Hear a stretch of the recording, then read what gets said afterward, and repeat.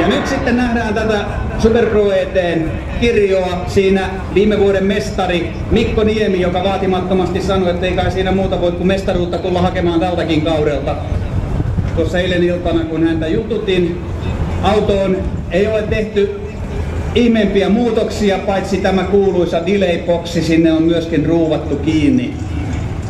Kuulemma autossa oli valmiit kiinnityspaikat sille boksille, että helppo homma kuin hampaan poisto. Mitä ei Toyota Corollasta löytyisi? Ja onko siellä Timo Tamminen on ilmeisesti tuolla oikealla radalla, eli Supercomp-ryhmää. Ei nyt sitten aeta osanottajia on liian vähän ja näin Timo Tamminen on siirtynyt tänne Super Pro ET-ryhmän puolelle, jonneka sääntöjen mukaan tuo Rocksteri käy yhtä hyvin kuin tuollainen Amis DX Corolla.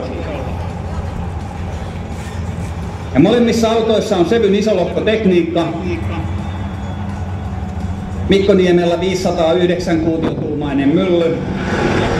Reaktio Niemelle 0,02.